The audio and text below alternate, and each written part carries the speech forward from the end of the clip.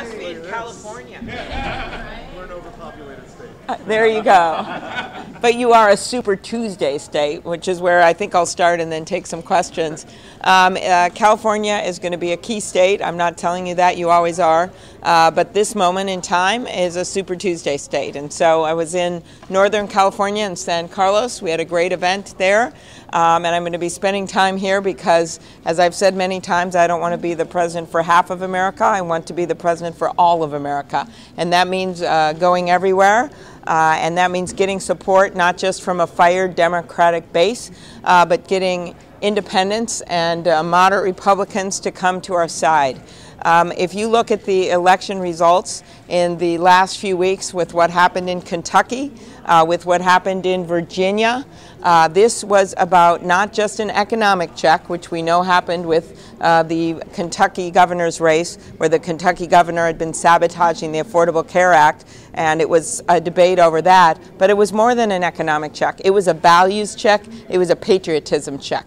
And that is what is motivating some of these voters who look at this guy in the White House, and it's not just about the impeachment proceedings. They look at him in the White House and they say, he is not putting our country first. He's not putting the interests of America first. He's putting his private interests first. He's putting his partisan and political interests first. And I'm telling you, having been out there in small towns and in suburban areas, just in Orange County last night, that is what is motivating a lot of these voters to come out and vote. And if we don't get that as a party, we're going to screw it up. So I would argue for putting someone at the top of the ticket who's been able to bring in voters of all kinds all over the state in rural, suburban, because then we don't just win, we win big, we win back the U.S. Senate, and we keep the House of Representatives strong. You know, we don't know how Bloomberg is going to get in the race. Part of the argument from his people seem to be, we need someone who can appeal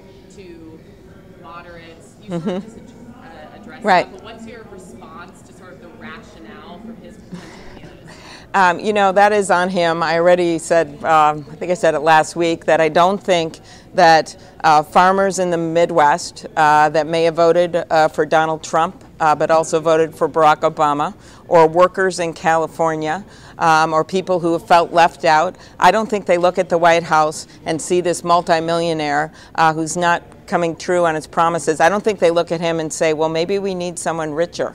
I just don't buy that. And I think we have a strong field, and it is people, there has not, poll after poll show that people like these candidates. There's differences that are clearly being vetted out right now on the debate stage. But I think that we have a good field. So I don't understand the new people coming in, but I always say the more the merrier. Yeah. Is burning. World scientists are telling us we have 10 years to act on it. Your plan calls for net zero emissions by 2050, but it's not really specific on fossil fuel, and the timeline doesn't quite gel with scientists. Okay. I'm curious, are you in support of a ban on fracking and other fossil fuels? Okay. Will you transition our economy? Yeah, okay. I think my plan is very much in line with where a lot of people are, including Jay Inslee's, who I think really added much to this race and continues to be a national leader. And it is to go to carbon neutral by 2050, but it also has very strong standards by 2030 to go to a 45% reduction. And this is what I would do. I would, one, get us into the International Climate Change Agreement on day one. Only Nicaragua and Syria weren't in that agreement. Now they are. We're the only ones. Secondly, clean power rules from the Obama administration on day two. Third, gas mileage standards on day three, which you are valiantly trying to do in the state of California, where this administration has tried to stop you every single day. 4, 5, and 6, I would get the sweeping legislation introduced with a price on carbon, and on day 7, I wouldn't rest. I also think if you're going to get support for this, and this is where someone from the Midwest at the head of the ticket means something, it is your fires in California, it is the rising sea levels, but it also the flooding that we've seen in the middle of the country, and it also making sure that when we do whatever we do with pricing carbon, carbon tax, cap and trade, whatever it is, that we make sure that we're making people whole, that are going to be affected by that, and that's where those proceeds should go. And we also help in areas of the country that are going to be most hit. I speak to this personally. My grandpa was an iron ore miner. When they close those mines down, now they're open, then they close, and they open. They actually had a billboard outside of Duluth that said, "The last one that leaves, turn the lights off." We want to make sure that doesn't happen. And there is a way to do this, and a lot of the ingenuity and technology and the ideas are going to come right here from this state. Okay? Bolivia, Senator, the president has backed the interim successor of Bolivia's former president, Evo Morales. Do you also share that position, or do you, as the critics say, think it's a coup? Well, I would, as president, listen to everyone to make a decision on that. I'm very concerned about what's going on, of course, in Bolivia and the human rights violations, what happened there. But this person who was in charge for quite a while, it does not sound like that was really an election. So that's what makes me most concerned to begin with.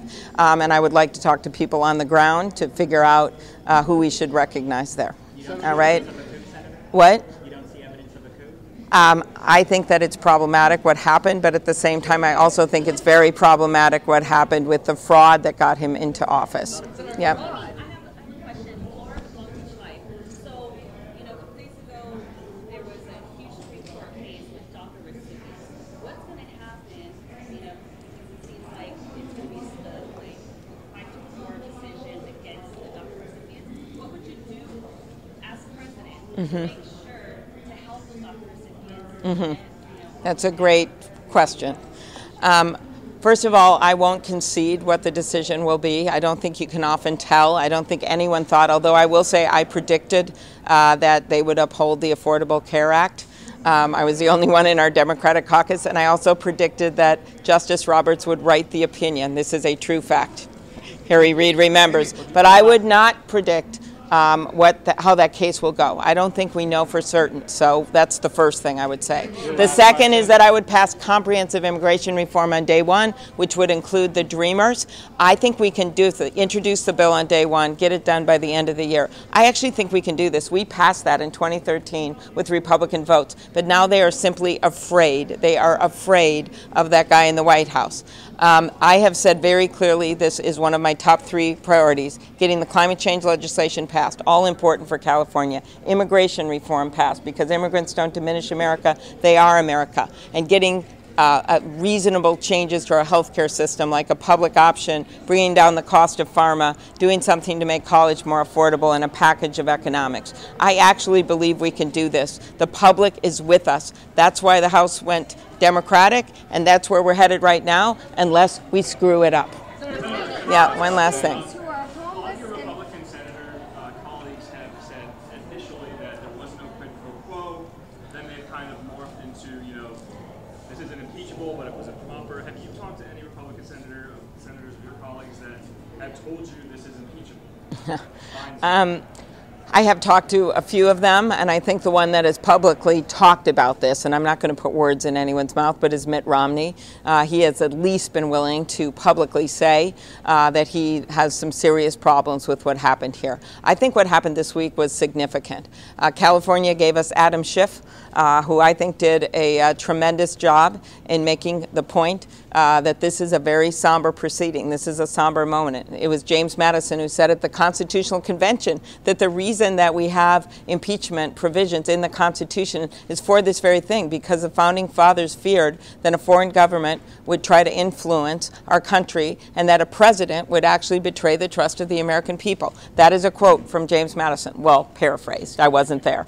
And so when you look back at why we did this, you can see exactly the line that's being drawn to where we are now. And what happened this week when that incredible diplomat, someone who has given her life as a public servant to our country, and that is Maria Yovanovitch, when she took that witness stand and she testified to what happened, and the president had the gall to threaten her, to try to intimidate her while she was testifying, I think that said it all. And so I don't know what those Republican senators are going to do, but they're going to have a decision. Their decision is going to have to be, if in fact the House brings us articles of impeachment, as I believe they will, they're going to have to decide. Are they going to be putting their party first? Or are they going to be putting our country first? Okay, that's it. Thank you. Oh, yeah, I had one more thing to say. Just one more thing.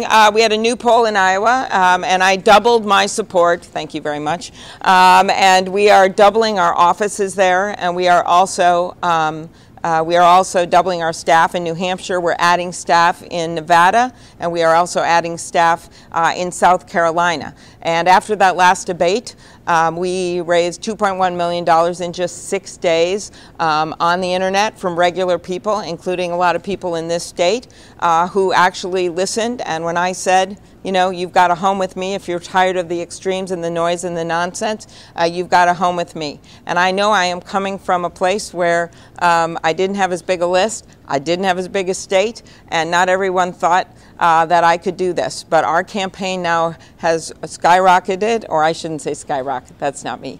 We have gradually improved to fifth place now. I'll be fifth on the debate stage. And that poll again today in Iowa shows again significant momentum for us, and we're going to continue it. I have always believed that you do this the right way.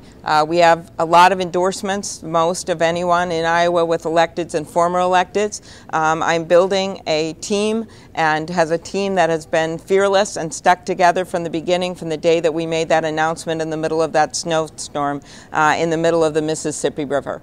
And so we're really excited about how our campaign's going as well. Thank you. When you get locked up for 6 days a week in the Senate? I just can't resist that question. Okay, yeah, so the impeachment trial. Yeah, okay, so this is what I think. I serve on the Judiciary Committee. I think you can tell the passion I have for this. I believe that we have to do our jobs. That's it. The chips will fall where they may, and we have to do our jobs. We're going to be judges and juries, actually, in this case, and that's what's going to happen.